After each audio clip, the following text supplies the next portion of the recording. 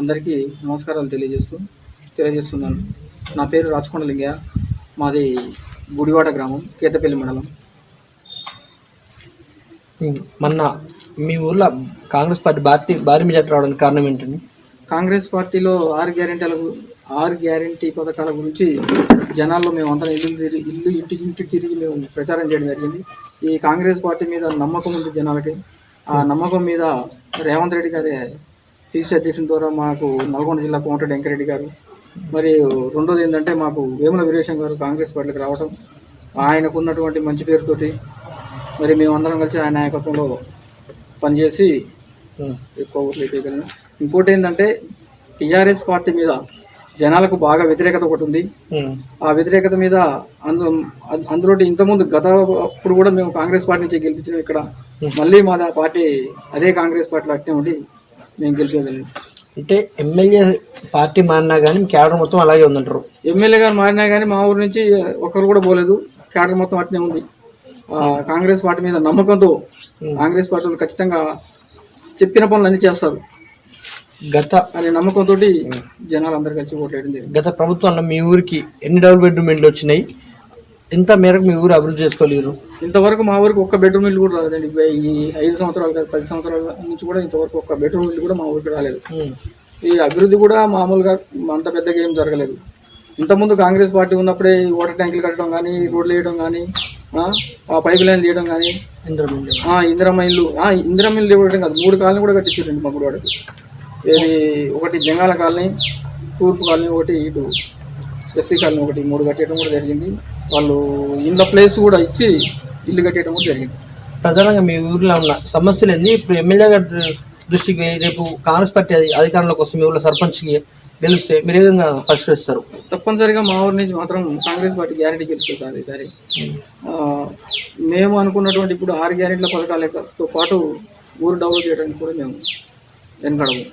ప్రజాపాలనలో ప్రజల నుంచి ఏ విధంగా స్పందన ఉంది సార్? మన ప్రజాపాలన అయిపోయింది కదా మన దగ్గర, ఏ విధంగా స్పందన ఉంది? తప్పనిసరిగా కాంగ్రెస్ వాళ్ళు మాట్లాడి తప్పరు. తప్పనిసరిగా 6 గ్యారెంటీ పథకాలు ఖచ్చితంగా ఇస్తారు. ఇప్పుడు ఆల్రెడీ ఈ ఉచిత బస్సు ప్రయాణం మహిళలకు ఇచ్చిర్రు. అందులో ఆరోగ్యశ్రీ 10 లక్షలు ఒకటి చేసిర్రు. మిగతాయి కూడా చేస్తారని నమ్మకం ప్రజల్లో ఖచ్చితంగా ఉంది. ఖచ్చితంగా కాంగ్రెస్ వాళ్ళు చేస్తారు. కాంగ్రెస్ పార్టీ ఇప్పుడు 6 గ్యారెంటీ పథకాల్లో ప్రజలు మీ ఊళ్ళో దేనికి ఎక్కువ అప్లికేషన్ పెట్టుకుంటారు? ఎక్కువ మా ఊళ్ళో ఇళ్ళ కోసానికి ఎక్కువ పెట్టుకుంటారు.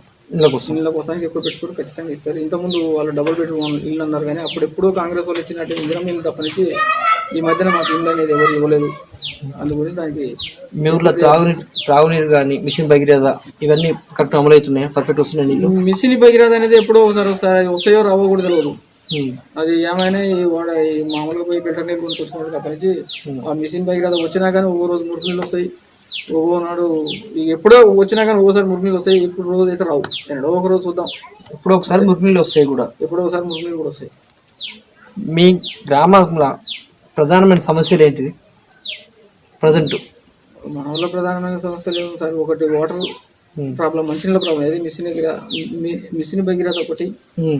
రెండోది ఇక చాలా ఇది లేబర్ ఎక్కువ ఉంటారు ఇక్కడ మా ఊళ్ళో. ఇల్లు కూడా సరిగ్గా లేక కొంతమంది ఇబ్బంది పడుతుంది. కాంగ్రెస్ పార్టీ హయాంలో మీరు ఎమ్మెల్యే గారి దృష్టికి తీసుకెళ్తుర్రా ఈ సమస్యల్ని? తప్పనిసరిగా మా ఎమ్మెల్యే గారి దృష్టి తీసుకెళ్ళాం. మా ఎమ్మెల్యే గారు కూడా తెలుసు.